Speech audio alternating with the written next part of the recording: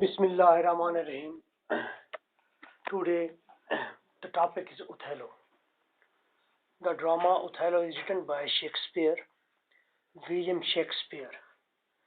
William Shakespeare was born in 1564 in Upon Avon. That's a place in England. He is an English dramatist and he died in 1616. Shakespeare की early life के बारे में assumes हैं, clear cut idea नहीं है, लेकिन इसकी Later Life के बारे में हमें बहुत विविड हमारे पास इसके रिकॉर्ड मौजूद है. There is a confusion between Shakespeare and Christopher Marlowe. Christopher Marlowe के पहले 29 ईयर्स बहुत क्लियर और विविड हैं, बाद के साल उसके विविड नहीं है, क्लियर नहीं है. तो ये अज्यूम किया जाता है कि maybe Shakespeare was actually Christopher Marlowe, जिसने अपने आप को बाद में हिट कर दिया, छुपा लिया अपने आप को, और शेक्सपियर के पेन से, शेक्सपियर के नेम से उसने बाकी तमाम ड्रामाज ओरिजिनेट किए. विलियम शेक्सपियर की लाइफ के बारे में जो अज्यूम्स हैं, जो अंदाजे हैं हमें, उसके मुताबिक विलियम शेक्सपियर अवान अपान में पैदा हुआ, एक ग्रामर स्कूल के अंदर उसने तालीम हासिल की, और उसके बाद वहाँ पर हिरन का शिकार ममनू था, और हिरन का शिकार करते हुए बस कुछ लोग वहाँ पर जो पुलिस वगैरह थी उस वक्त की, वो उसके पीछे लगी, तो वहाँ से भाग निकला और वो लंदन पहुँच गया. लंदन में एज अ हेल्पर इसने थिएटर में काम शुरू किया, फिर as a drama, as a actor काम करने लगा, और फिर उसकी समझबूझ और उसका काम, उसकी अपनी कॉम्प्रिहेंसिव जो पावर थी उसकी, और उसके पास जो चांस ने उसे मैजिक हैंड दिया था, उसको ज़बरदस्त किस्म की कैपेबिलिटीज जो उसके अंदर थी वो सामने आई, और वो एज अ ड्रामाटिस्ट स्टेज पर सामने आया. उसने ड्रामाज लिखे, बहुत अच्छे अच्छे ड्रामाज लिखे, यहाँ तक कि सबसे अच्छा टाइटल गेन किया उसने किंग जेम्स से, कि ये एलिज़ाबेथन पीरियड है, एक्चुअली क्वीन एलिज़ाबेथ का पीरियड है, और किंग जेम्स ने भी उसे कहा किंग्स मैन. तमाम तर कंपनी जो थी, ग्लोब थिएटर था, उसके अंदर शेक्सपियर का अपना शेयर भी था. ग्लोब थिएटर में उसके तमाम ड्रामाज चला भी करते थे, और जेम्स ने ये टाइटल दे रखा था कि किंग्स मैन, ये किंग के लोग हैं. शेक्सपियर ने आकर इंग्लिश लिटरेचर की मूड टोटली तब्दील कर दी है. यहाँ से बिल्कुल एक तब्दीली का दौर आता है और इंतहाई मैच्योरिटी का टाइम शुरू होता है शेक्सपियर के आने के बाद. यहाँ तक कि आज हम जो शेक्सपियर के दौर को देखते हैं और शेक्सपियर की राइटिंग को देखते हैं, तो आज शेक्सपियर से पहले का लिटरेचर और शेक्सपियर के बाद का लिटरेचर, वो शेक्सपियर के तराजू पर तोला जाता है कि उससे पहले क्या, he is the basic central pivot axle है. इसके ऊपर वो हम पीछे वाला लिटरेचर भी देखते हैं, आगे वाला भी देखते हैं, पीछे वाले को कंपेयर करते हैं कि शेक्सपियर ने कैसा कहा, कैसा लिखा, पहले कैसा था. आपने इडिपस रेक्स पढ़ चुके हैं ऑलरेडी, ग्रीक ड्रामा है. क्रिस्टोफर मार्लो का भी आपने डॉक्टर फॉसेस पढ़ा है. नाउ शेक्सपियर देखने जा रहे हैं कि इसके अंदर आप कंपेयर करेंगे कितनी मैच्योरिटी है और इवेंट्स कितने बेहतरीन तरीके से सीक्वेंस के साथ है. इसके अलावा इसके अंदर मॉडर्न सीड्स भी मौजूद हैं, जो जदीद ड्रामा आज लिखा जाता है वो सीड्स भी इसके अंदर मौजूद है. शेक्सपियर के फेमस ड्रामाज में से ओथेलो, हेमलेट, उसके अलावा merchant of Venus, Jio of Malta, I think that is also, या जियो ऑफ वीनस है. तो ये बड़े फेमस ड्रामाज हैं.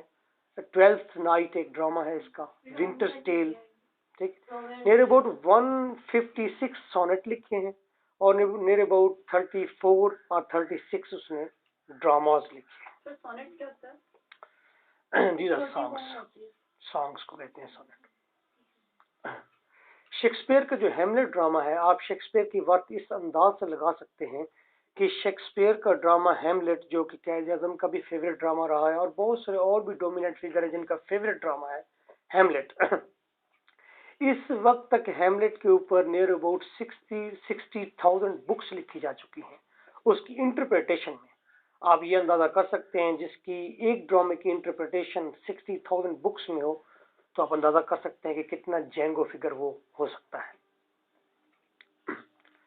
शेक्सपियर को जो टाइटल मिला है, जो उसे दिया है, उसे कहा गया कि one is Shakespeare, one is God. एक शेक्सपियर है, एक ही गॉड है। यानी कि कहने का मतलब ये है, जिस तरह गॉड का सानी कोई नहीं हो सकता, उसके बराबर कोई नहीं हो सकता, शेक्सपियर के बराबर भी कोई नहीं हो सकता। He is unique in himself, उसका इक्वल कोई नहीं है शेक्सपियर का। शेक्सपियर के बारे में फर्दर भी ये कहा जाता है कि जब से शेक्सपियर ने एज अ ड्रामाटिस्ट अपने कैरियर का आगाज किया है, उस वक्त से लेकर आज तक कोई दिन भी ऐसा नहीं गुजरा जिस दिन शेक्सपियर के ऊपर कुछ ना कुछ लिखा ना गया हो। शेक्सपियर के ऊपर लाजमी कुछ लिखा जाता है। जब मैंने शेक्सपियर को पढ़ा था, मैंने मैकबेथ ड्रामा इसका पढ़ा था, मुझे बड़ा जोश था कि मैं शेक्सपियर जैसे फिगर को पढूं। और after matric I have read, तो मैंने पढ़ा, तो मैंने उस वक्त किताब को फेंक दिया। मैंने कहा मैं ऐसे कई ड्रामे लिख सकता हूँ। और फिर उसके बाद मैंने और लिटरेचर भी पढ़ा, और तकरीबन 9 to 10 ईयर्स मैंने ये फाइट की, और मैंने ये कहा कि शेक्सपियर कोई वर्दी फिगर नहीं है, कोई बहुत बड़ा फिगर नहीं है, मैं इसे नहीं एक्सेप्ट करता इसको। लेकिन 10 ईयर्स के ट्रैवल के बाद जब मुझे दोबारा मेरे सामने ये चीज़ वाजे हुई कि शेक्सपियर वाकई बहुत कद्दावर है, क्योंकि शेक्सपियर की ब्यूटी सिर्फ ड्रामाज में नहीं देखी जाती, शेक्सपियर की ब्यूटी उसकी नई रविश में देखी जाती है कि नई कौन कौन सी डिवाइसेस उसने मुतारिफ कराई, लैंग्वेज किस तरह नई किस्म की लेकर आया है, उसने किस तरह की चीजें प्रोड्यूस की हैं, और टेक्निक किस तरह नई से नई लेकर आया है। वो फिगर जिसने अरिस्टोटल को वायोलेट किया, अरिस्टोटल ने जो बताया था कि ड्रामा इस अंदाज से लिखा जाए, हीरो की क्वालिटीज ये होनी चाहिए, कैथारसिस यूं होने चाहिए, इसने आकर बहुत सारी चीजों को वायोलेट किया। और फिर अब इस वक्त हमारे यहाँ शेक्सपियरियन ट्रेजेडी अलग से एक पूरी एक जेनर है, एक किस्म है ट्रेजेडीज की। शेक्सपियर ने ट्रेजेडीज भी लिखी हैं, कॉमेडीज भी लिखी हैं, ट्रेजी कॉमेडी भी लिखी है, दोनों चीजें मिक्स। उसके बाद हिस्टोरिकल प्लेस भी हैं इसके बहुत सारे। आई थिंक शेक्सपियर के बारे में आपने काफी कुछ जान लिया होगा इस वक्त। शेक्सपियर को 2 लोग क्लेम करते हैं, 3 लोग क्लेम करते हैं कि ये शेक्सपियर बाज़ात खुद नहीं था, बल्कि असल में जो तमाम ड्रामाज लिखे गए हैं वो या तो फ्रांसिस बेकन ने लिखे हैं, या अर्ल ऑफ ऑक्सफोर्ड ने लिखे हैं, या कहा जाता है क्रिस्टोफर मार्लो ने लिखे हैं। ये उसकी ड्रामाज की। पिछले दिनों तकरीबन 1 साल पहले एक फोटोग्राफ आया था, एक फोटो पेश किया गया था और कहा गया था कि शेक्सपियर का जो पहले वो एक ग्राफ है, फोटो है, वो शेक्सपियर का नहीं है, बल्कि उसकी फैमिली ने तकरीबन 22 है उसके वो आगे जनरेशन गुजर गई हैं, उन्होंने एक स्नैप प्रोड्यूस की थी। उन्होंने कहा था कि दैट इज शेक्सपियर, ये है शेक्सपियर की तस्वीर। असल में जो हमारे पास शेक्सपियर की पिक्चर है उसके अंदर शेक्सपियर बाल्ड है, पीछे थोड़े थोड़े उसके बाल हैं, और इस अंदाज से तमाम लोग हम कंसीडर करते हैं कि शेक्सपियर की शक्ल सूरत ऐसी ही होगी। बहुत सारे क्रिटिक, बहुत सारे जो पेंटर्स हैं और बहुत सारे जो फिलोसफर्स हैं, उनने मुतफिका मतलब एक पिक्चर को अनाउंस कर रखा है कि ये शेक्सपियर है, इस तरह की शक्ल उसकी होगी, इतनी विट रखने वाला, इतनी जीनियस रखने वाला शख्स ऐसा ही हो सकता है। तो बहुत सारे लोगों के पीछे वो नस्ल दर नस्ल वो सीना बासीना जो एक फिगर चला आ रहा था, लोगों के जहन में एक एज्यूम था कि शेक्सपियर की शक्ल इस तरह की है, वो इस वक्त भी हमारे पास मौजूद है। लेकिन पिछले साल उन्होंने लंदन के अंदर एक एग्जीबिशन के अंदर पेश की थी एक तस्वीर। उन्होंने कहा जी एक्चुअली शेक्सपियर की तस्वीर ये है, जिसके अंदर शेक्सपियर के पूरे बाल थे और बड़े स्ट्रेट बाल थे उसके, बड़ा हैवी किस्म का उसका फेस था। तो उस बात पर मैं पढ़ रहा था मैगजीन के अंदर, तो उस पर क्रिटिक ये कह रहे थे अगर ये प्रूव हो जाता है कि शेक्सपियर की ये पिक्चर है तो शेक्सपियर के तमाम तर थीम्स बदल जाएंगे,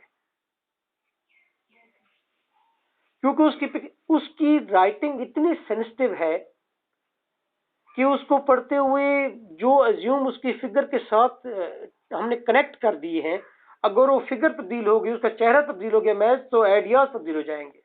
तो इस बात से आप ये अंदाजा करें कि इसको कितनी सेंसिटिवली इसको रीड किया गया है, समझा गया है, और उसके साथ कितने लोग कितने कनेक्टेड हैं और कितने सेंसिटिव हैं कि एक तस्वीर के बदलने से आइडियाज सारे बदल जाएंगे शेक्सपियर के हवाले से।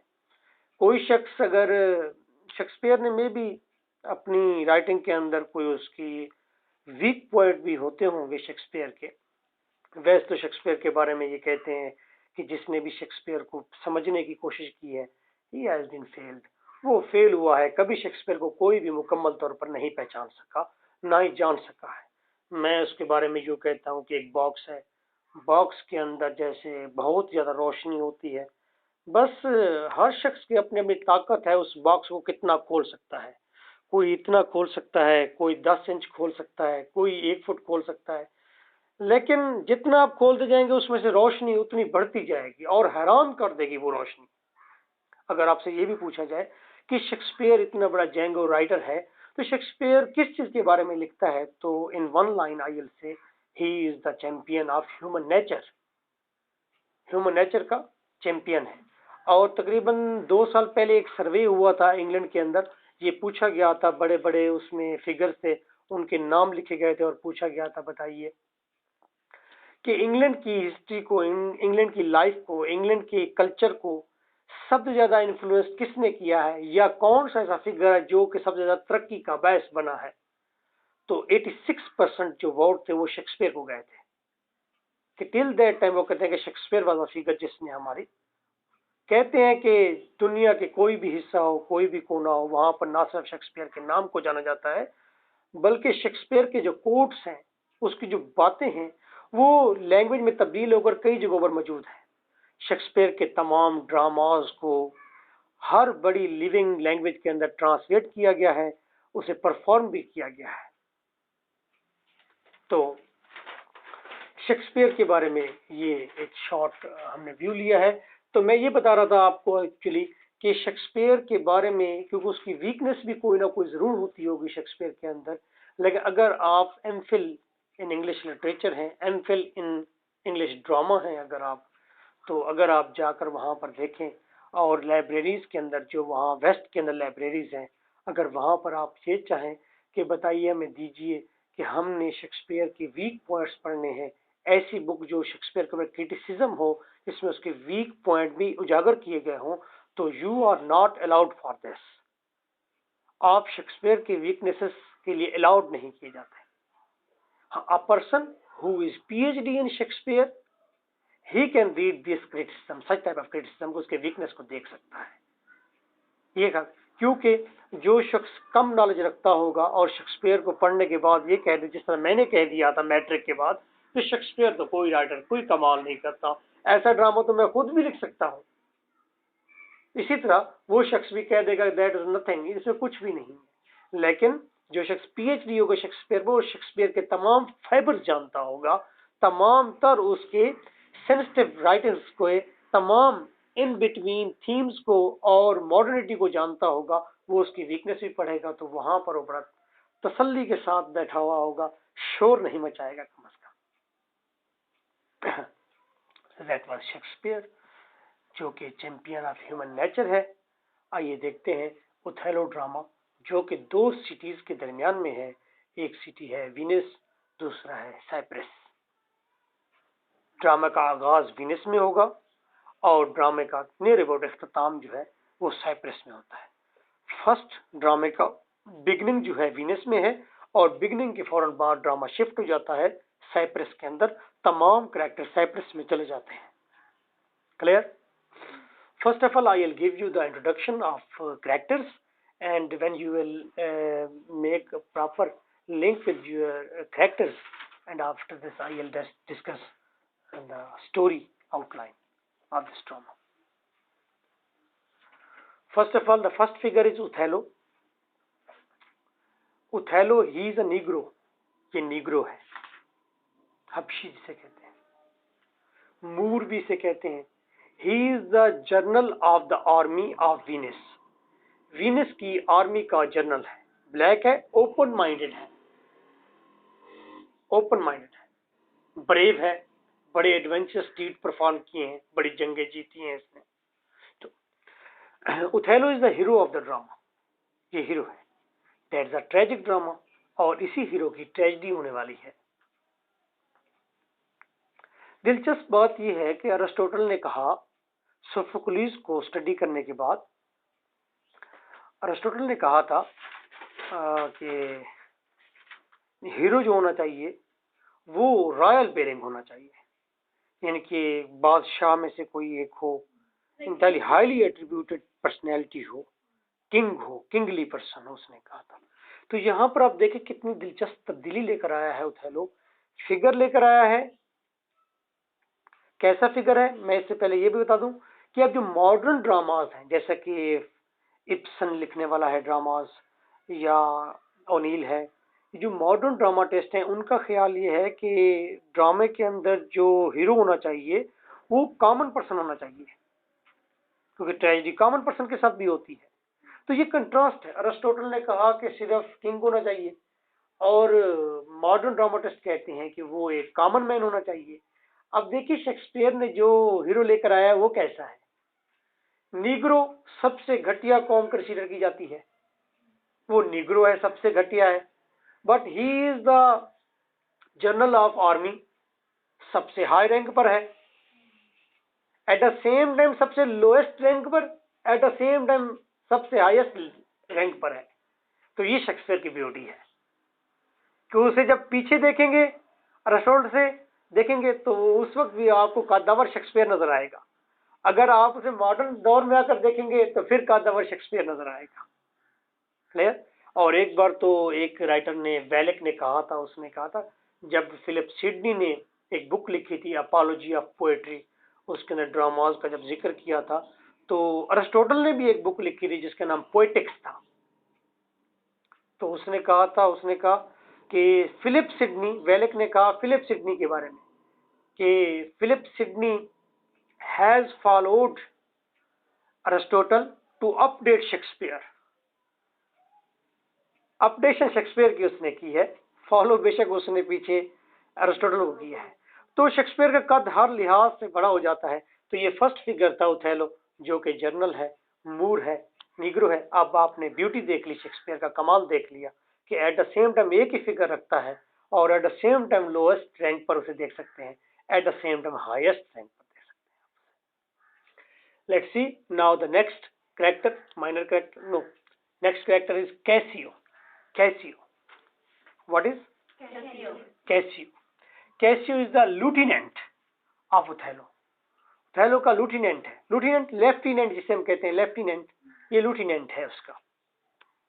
ये रिसेंटली इसने अपॉइंट किया है ओथेलो ने, recently. He is very beautiful and graceful personality. After this the figure is Iago, the most potent villain of English literature. पूरे इंग्लिश लिटरेचर में इस जैसा विलन नहीं है। ऐसा विलन जो eight the same time villainy की पीक पर है, सरपेंट है, eight the same time he is justified, और अपने तमाम, उसने विलनी के अंदर तमाम अपने इवल डूइंग के अंदर वो जस्टिफाई भी है। He is extremely genius, evil genius he is Iago। इसकी पोस्ट जो है उसका नाम है एनशेंट, इसको इंसाइन भी कहते हैं, आप उर्फ आम में कहेंगे असिस्टेंट, लेकिन लूटिनेंट से नीचे वाला ओहदा है इसका। ड्रामे के आगाज में पता चलता है कि ओथेलो ने असल में Iago हकदार था लूटिनेंट की पोस्ट का, लेकिन ओथेलो ने Iago को लूटिनेंट की पोस्ट नहीं दी, बल्कि कैसियो को दे दी थी, क्योंकि कैसियो की कुछ फेवर्स थी जो ओथेलो को मिली थी। ओथेलो उन फेवर्स का पेनांस देना चाहता था, उसका बदला देना चाहता था कैसियो को, इसलिए उसने कैसियो को लूटिनेंट लगा दिया, ओथेलो Iago को लूटिनेंट नहीं बनाया उसने। तो हमें पता चला कि Iago एक लूटिनेंट नहीं बन सका, और दूसरा Iago बहुत ही ज़हीन किस्म का आदमी है। ही is the villain of the drama. Iago की वाइफ का नाम है एमिलिया। शी इज वर्ल्डली वैमन, ये वर्ल्डली वैमन है। Iago की वाइफ भी है, eight the same time Emilia जो है ये असिस्टेंट भी है डेस्डिमोना की। डेस्डिमोना कौन है बताता हूं। ओके, ब्रेबेंटियो। आफ्टर दिस ब्रेबेंटियो ये सेनेटर है, यानी कि एक पार्लियामेंट का ओहदेदार है। किंग के फेवरेटीज में से एक है।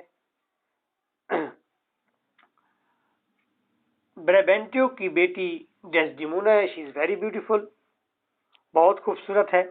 और डेस्डिमोना की तारीफ जो है शेक्सपियर इस तरह से करता है कि तमाम राइटर्स के खूबसूरत पेन अगर मिलकर भी क्रिएट करें कोई खूबसूरती को, तो ये उससे भी एक्सीड करती है, कि उनके किसी के पेन मैजिक पेन के अंडर भी नहीं आ सकते। She is very beautiful and she is very innocent भी, beautiful भी and loyal. She is a perfect woman, he has shown, कि औरत का एक ऐसा रुख दिखाया है जो कि परफेक्ट है, सिवाय अपनी मोहब्बत में अंधे होने के, बाकी तमाम चीजें उसमें अच्छी हैं। डेस्डिमोना ओथेलो के साथ सीक्रेटली शादी कर लेती है। पहले लव में इन्वॉल्व होती है, उसके बाद सीक्रेटली शादी कर लेती है। जब ड्रामा ओपन होगा तो हमें अंदाजा होगा कि दोनों पहले से सीक्रेटली शादी कर चुके हैं। डेस्डिमोना ने जो शादी की है ओथेलो के साथ, नीग्रो के साथ, तो अपने वालिद की इजाजत के बगैर की है। क्लियर हो गया? After this is another character, Roderigo. He is a lover with foolish blood. उसके अंदर ब्लड जो है वो फुलिश है, ऊंची सी कद है, बड़े बड़े बाल हैं। ही इज अ रिच मैन, अमीर है, and he is the desperate lover of Desdemona. Desdemona का लवर है, बहुत ज्यादा चाहता है उसे, लेकिन फेलियर, लव में इसकी फेलियर है, और ये बस फुलिश थोड़ा सा ब्रेन है।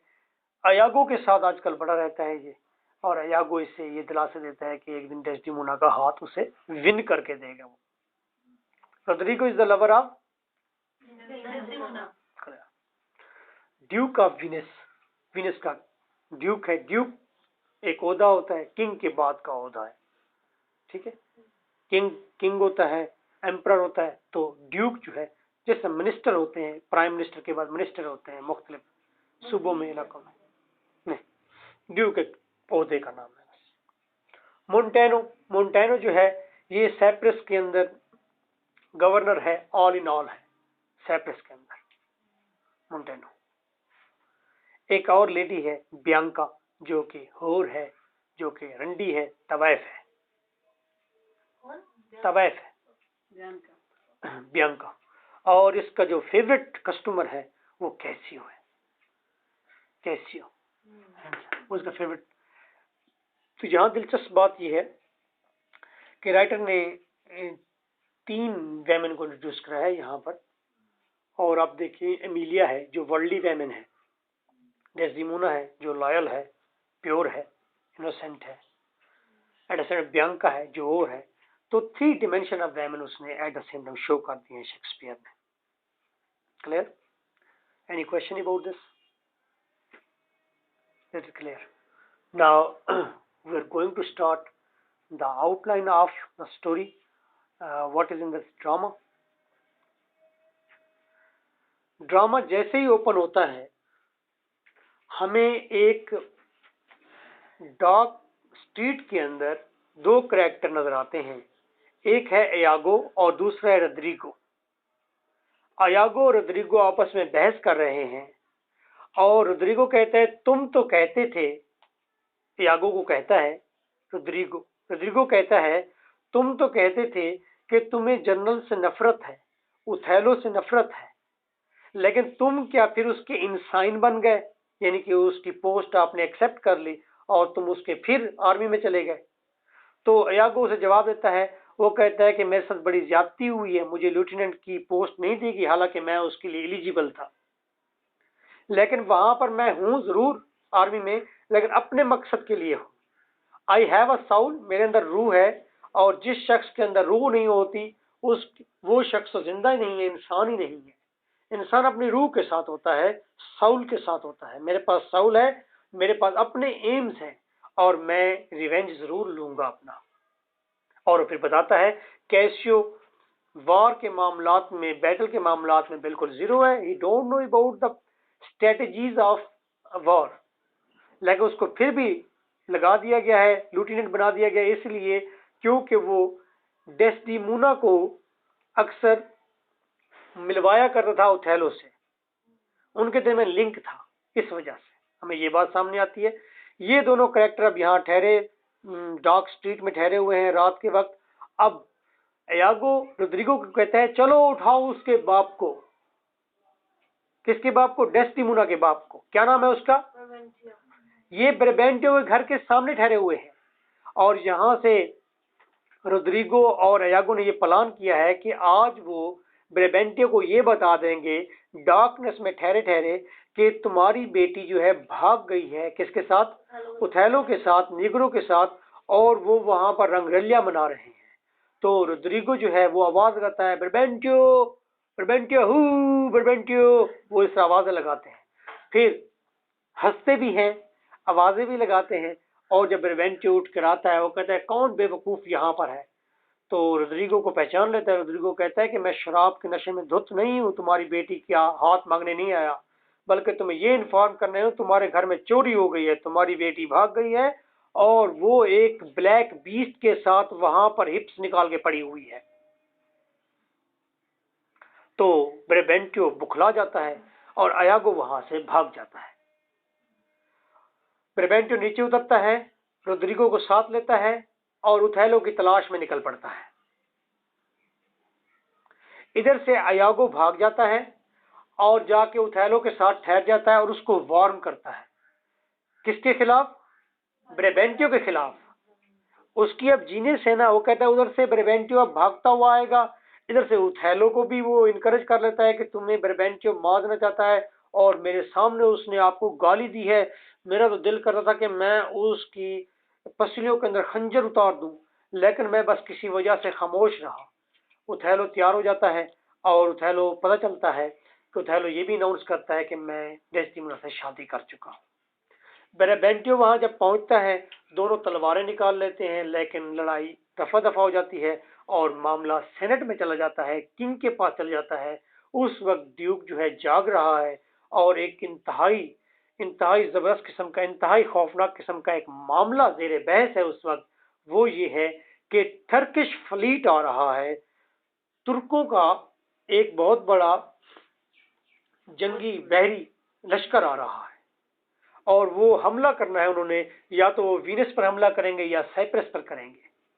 अब ये ज़हर बहस है और उस वक्त वो बार बार बुला रहे हैं किसको? ओथेलो को, जनरल को, ताकि उससे मशवरा लिया जाए और उसे टास्क सौंपा जाए। Eight the same time senator को भी बुलवाया जा रहा है कि आप आए और मामले में बैठे कि मामले का कोई हल निकालें।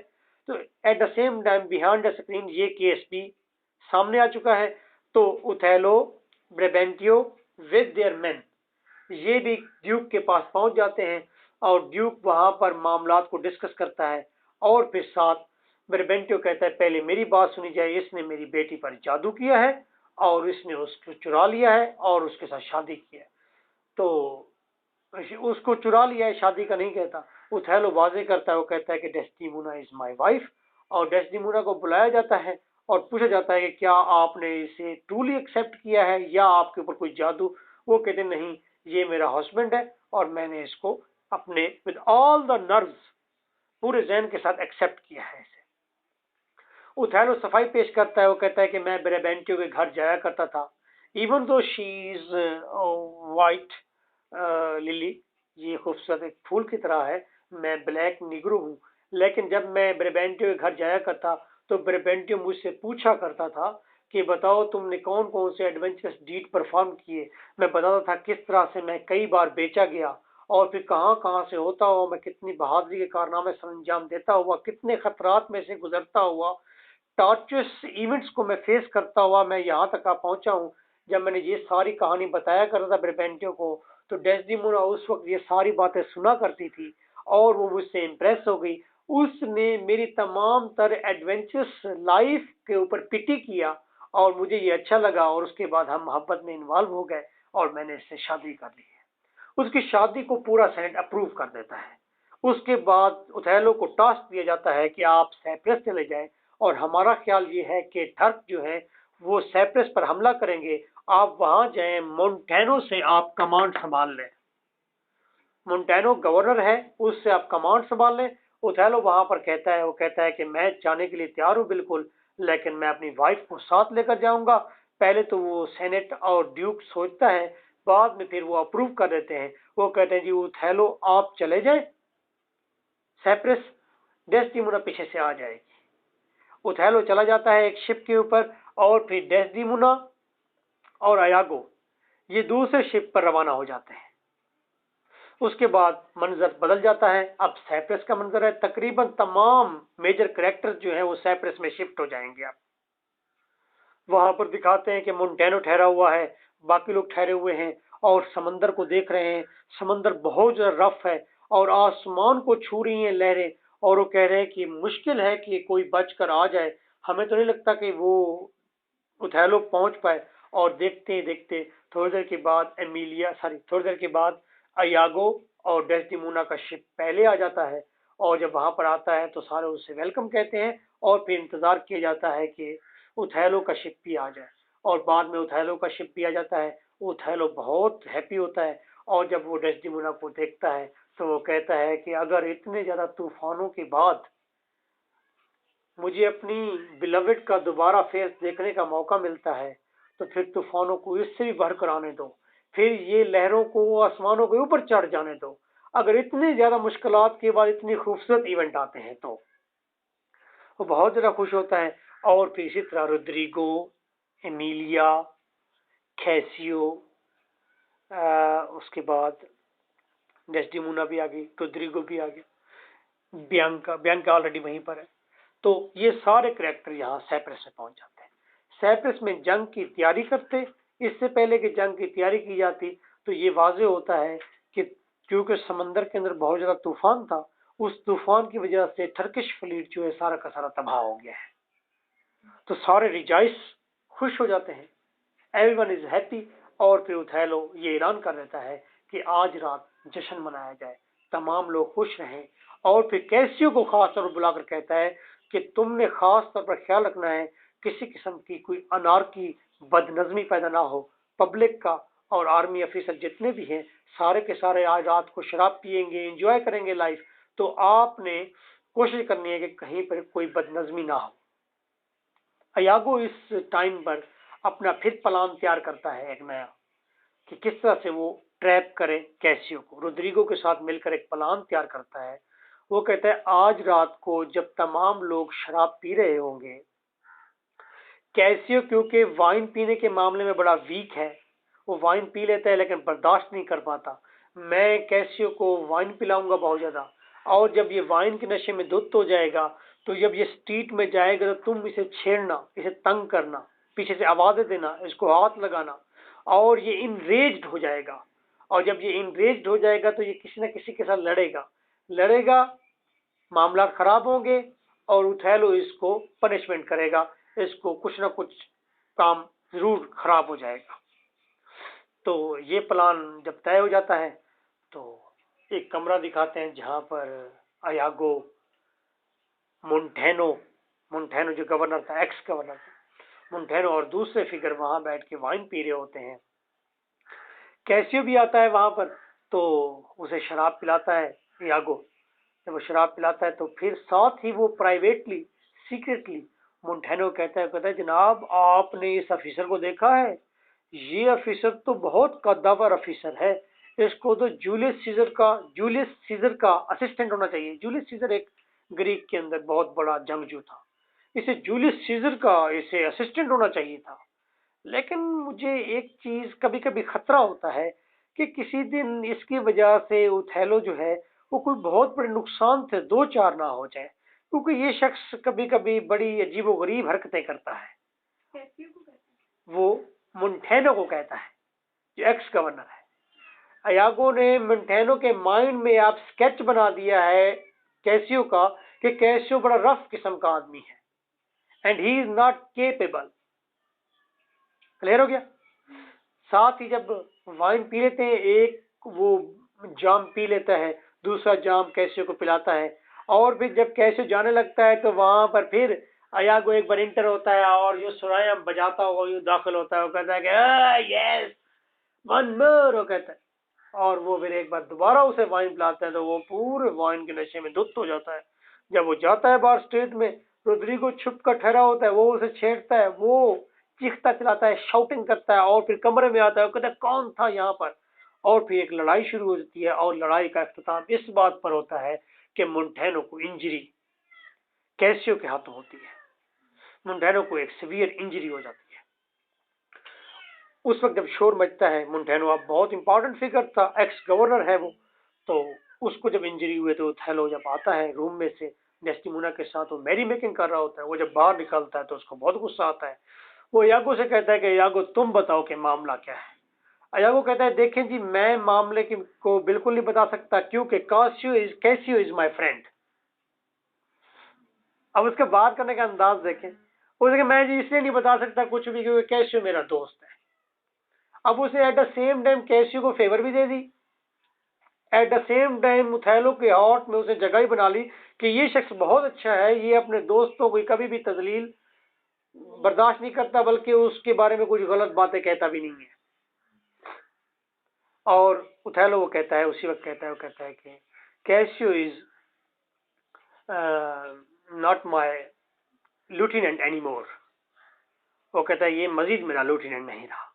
उससे वो उस पोस्ट से डिसमिस करता है और यागो को वो चार्ज देता है, लेफ्टिनेंट का नहीं लेकिन चार्ज दे देता है उसे कि जी आप अब सारे मामला को देखें। कैसियो जो ही प्लक्ड हो जाता है, रिजेक्ट हो जाता है जब वो, तो कैसियो के पास एक ही शख्स है जिसके पास वो आ सकता है अपनी हमदर्दी हासिल करने के लिए, और वो है यागो। फिर यागो के पास आ गया, यागो के पास आता है, कहता है मैं क्या करूं। यागो कहता है नॉट अ मैटर, तू परेशान हो ही ना। वो कहते हैं ये रेप्यूट ऐसे ही फजूल, ये पानी का बुलबुला है रेप्यूट, बाज़ औक़ात बगैर वजह के मिल जाती है, बाज़ औक़ात बगैर वजह के चली जाती है। और वो कहते हैं कि सबसे अहम चीज होती है बॉडली इंजरी, जिस्म की इंजरी नहीं है तो कोई इंजरी नहीं है। वो बड़ी लॉजिकल बातें कहता है वहां पर, और कैसे उसके बारे में अच्छा पॉजिटिव सोचता है। और वो कैसे वो कहता है कि यार सिंपल इज दैट कि तुम डेस्डिमोना को ट्रेस करो, परस्यू करो, और डेस्डिमोना से ये कह दो कि वो तुम्हारी सिफारिश करता है, तुम बहाल हो जाओगे। डेस्डिमोना तुम्हें पता है कि एक ही फिगर है जो तुम्हें बचा सकता है और जिसकी ओथेलो बात रिजेक्ट नहीं कर सकता। और फिर कैसियो पहले एमिलिया से मिलता है, एमिलिया से कि तुम डेस्डिमोना से कहो, फिर डायरेक्ट मिलता है और फिर वो सीन सामने आता है। कैसियो डेस्डिमोना के साथ बैठकर ठहर कर बातें कर रहा होता है, उसे बता रहा होता है कि मेहरबानी करें आप ओथेलो को कहें कि मुझे दोबारा रिस्टोर करें। जब ये बातें कह रहा होता है तो दूर से ओथेलो और यागो इकट्ठे आ रहे होते हैं। जो ही वो आ रहे होते हैं तो यागो एक कमेंट करता है ओथेलो के कान में, वो कहता है कि I did not approve this, मैं इस चीज को अप्रूव नहीं करता कि कैसियो डेस्टिमोना के साथ ठहरा हुआ। तो ओथेलो की वहां पर वो जेलिसी जो है वो बॉर्न होना शुरू होती है, वहां से बिगनिंग होती है। वो उस सिमत में देखना शुरू करता है कि ये क्या कहा इसने और ये क्या चीज हो रही है। और इससे बुरा ये होता है कि जो ही ओथेलो सामने आता है, यागो और ओथेलो सामने आते हैं, तो उसी वक्त ही कैसियो जो है वहां से डिपार्चर कर लेता है, तो उनको मजीद शक पड़ जाता है। और फिर डेस्डिमोना उसे यकीन दिलाती है, वो कहती है कि मैं अपने हस्बैंड को चैन से बैठने नहीं दूंगी जब तक कि वो आपको रिस्टोर नहीं कर देता। मैं उसकी खाने की टेबल को भी एक अदालत बना दूंगी। और वो उससे ओथेलो को उठते बैठते वो एक ही बात कहती है, वो कहती है कि अच्छा आपने मेरी बात सुनी नहीं, मैंने कहा है कि उसे दोबारा रिस्टोर कर दे। ओथेलो के जहन में एक तो वो कमेंट चल रहा है और फिर ये शक पक्का होता जा रहा है उसके जहन में कि ये उसकी फेवर क्यों करती जा रही है।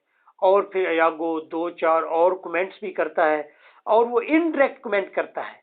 वो कहता है कि आज तुम सोचो कि तुम्हारा सीना इतना काला स्याह है और फिर तुम्हारे साथ एक लड़की क्यों कर अटैच हो जाए और क्यों कर तुमसे मोहब्बत करेगी, जबकि कैसियो एक अच्छा ऑप्शन है उसके पास। तो ओथेलो के अंदर ये जेलसी जो है रिबॉर्न होना शुरू हो जाती है, बढ़ना शुरू हो जाती है, और ये सोचता है।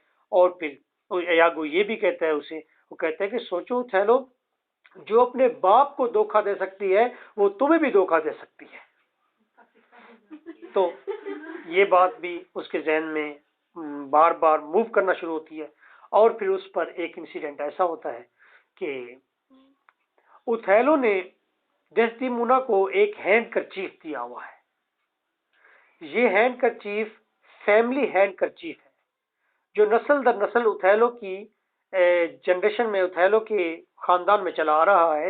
ये हैंडकरचीफ किसी फीमेल प्रॉफ ने बनाया है और उसके ऊपर रेशम के कीड़ों ने मुकद्दस रेशम था और उसके ऊपर रंग था, दोशीज़ाओं के दिल का खून था, इसके ऊपर छिड़का गया था। और ये जो हैंडकरचीफ है, इसके अंदर मैजिकल एलिमेंट ये है कि जब तक ये वाइफ के पास रहता है, उसका हस्बैंड उससे लॉयल रहता है। ये इसके साथ एक मिथ जुड़ी हुई है। तो ओथेलो ने भी ये गिफ्ट किया था हैंडकरचीफ डेस्डिमोना को, और डेस्डिमोना एक दिन हैंडकरचीफ लेकर जा रही होती है, तो वो स्टेज के ऊपर नजर आता है कि हैंडकरचीफ उसके हाथ से गिर गया है। जो ये हैंडकरचीफ गिरता है तो एमिलिया उस हैंडकरचीफ को उठा लेती है। और क्योंकि एमिलिया को यागो ने पहले से कहा हुआ है कि किसी दिन अगर तुम्हें वो हैंडकरचीफ मिले तो मुझे ला कर देना, मैं तुम्हें वैसा ही हैंडकरचीफ बनवा कर दूंगा। एमिलिया इस ख्याल से उस हैंडकरचीफ को ले जाती है और जाकर अयागो को देती है। अयागो उठाकर उस हैंडकरचीफ को कैसियो के चैम्बर में, उसके कमरे में प्लांट कर देता है। और फिर कैसियो जब उस हैंडकरचीफ को उठाता है तो वहां पर आती है बियांका, जो कि एक तवैफ है, और वो उस हैंडकरचीफ को उठाकर ले जाती है कि ऑर्डिनरी हैंडकरचीफ समझकर, और उससे खेलती रहती है। अयागो कहता है ओथेलो को, अगर आपकी वाइफ है वो लॉयल है आपके साथ, तो उससे कहो कि हैंडकरचीफ कहाँ है। और मैंने वो हैंडकरचीफ कैसियो के कमरे में देखा है। तो ये एक बहुत बड़ा एविडेंस था कि अगर हैंडकरचीफ कैसियो के कमरे में पाया जाए, तो वो पहले जाकर पूछता है डेस्डिमोना से, कहता है कि वेयर इज हैंडकरचीफ। वो कहती है handkerchief, yes I think that is, where is this. वो कहता है कि आई से वेयर इज हैंडकरचीफ। वो बहुत गुस्से में जाता है, कहता है आई से वेयर इज हैंडकरचीफ। वो बार बार हैंडकरचीफ डिमांड करता है, वो प्रोड्यूस नहीं कर पाती हैंडकरचीफ। और बाद में फिर अयागो उसे दिखाता है, छुपा कर बिठाता है ओथेलो को, और कहता है वो देखो सामने। और बियांका उस हैंडकरचीफ से खेल रही होती है। That was a big blow on the in the mind of Othello. Othello के माइंड पर बहुत बड़ा ब्लो था ये, कि उसका वो इतना कीमती, जिसके साथ मिथ जुड़ी हुई है, जिसके साथ लॉयल्टीज जुड़ी हुई है, जो एक खानदानी हैंडकरचीफ है, वो तवाइफ के हाथ में यूं वो से खेल रही हो। He can't bear this thing. नीचे गिरता है और मुंह से उसके झाग निकल रही होती है आउट ऑफ जेलसी। और फिर यागो उसको ये भी कहता है, वो कहता है ग्रीन आइड मॉन्स्टर। वो कहते हैं ग्रीन आइड मॉन्स्टर से खबरदार रहना ओथेलो, कि ग्रीन आइड मॉन्स्टर जो है, इसको जेलसी का सिंबल बनाया है कि ये सब्ज आंखों वाला एक भूत है, मॉन्स्टर है ये जेलसी। और ये जिसका गोश्त खाता है ये मॉन्स्टर, उसी पर मोक करता है। और देखें ओथेलो बिल्कुल ऐसी कैफियत में होता है कि वो जेलसी के अंदर उसके मुंह से झाग है, खुद ही अपने आप को खाए जा रहा है वो। और ओथेलो गुस्से में आता है और प्लान करता है कि फॉर हिज ओन ऑनर, अपनी इज्जत के लिए, क्योंकि वो एक जनरल है, वो सोचता है, वो कहता है कि डेस्डिमोना, क्या डेस्डिमोना को तमाम तर लोगों ने लिक किया है, तमाम तर लोगों ने किस किया है, तमाम तर लोग उसके ऊपर सोए, उसके नीचे सोए।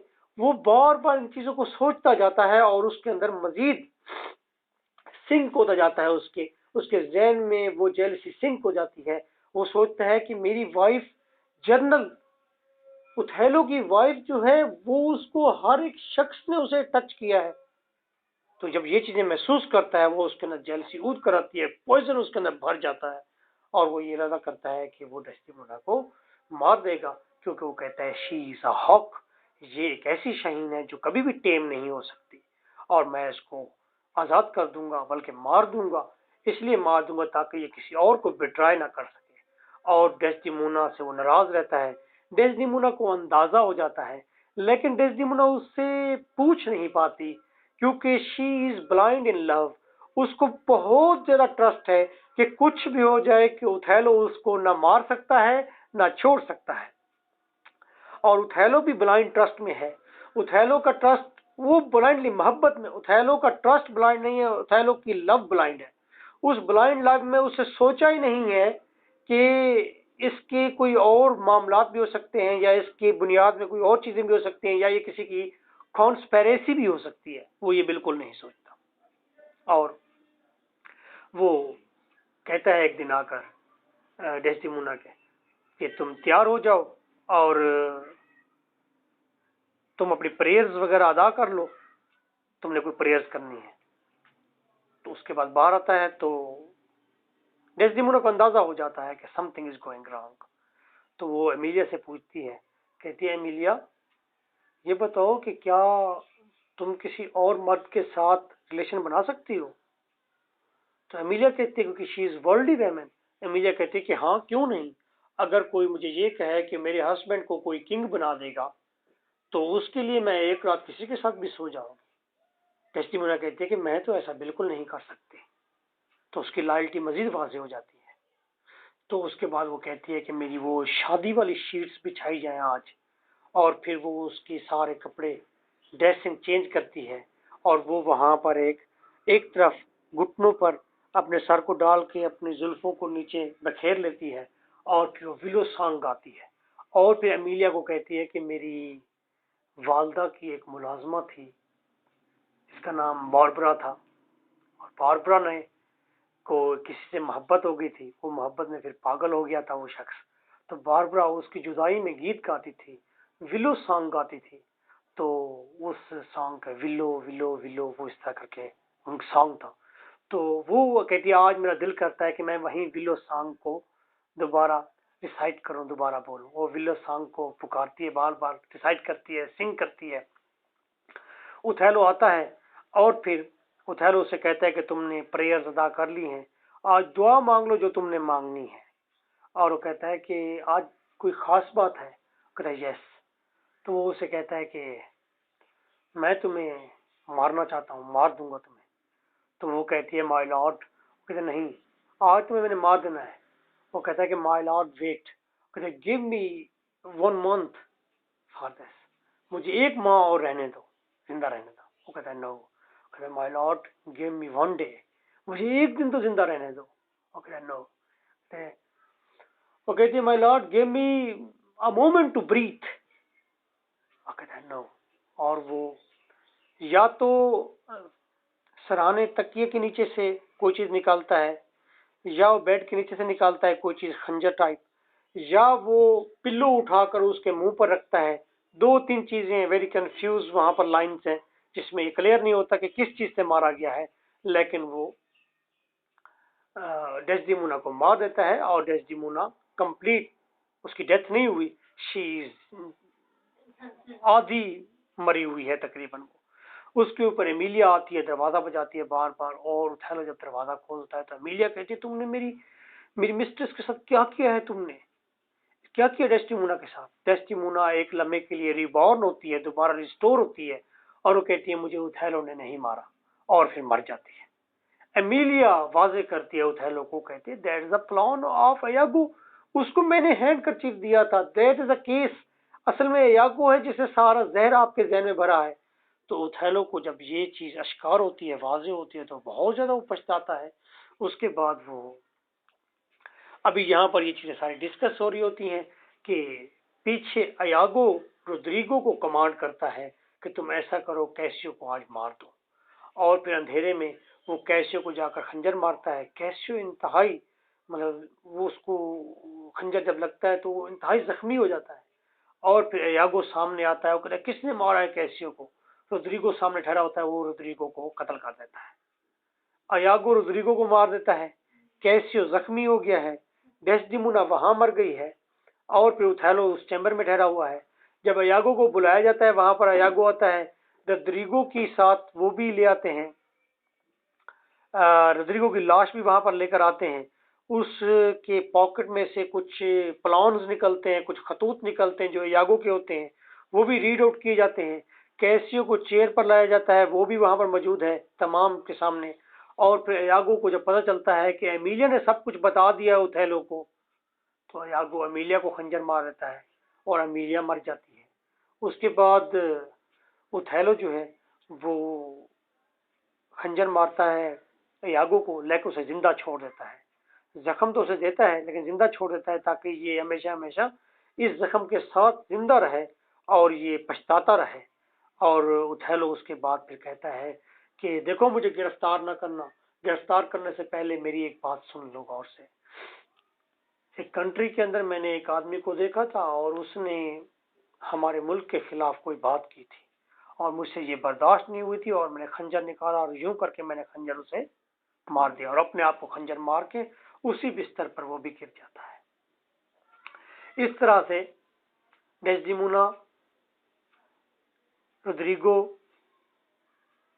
एमिलिया और ओथेलो की इस तरह ट्रेजिक डेथ होती है और फिर यागो को पकड़ लिया जाता है और उसको वीनस में लेकर जाया जाएगा और वीनस की तरफ इतला भी भेज दी जाती है कि यहाँ पर ये ट्रेजिक इवेंट रूनुमा हो चुके हैं।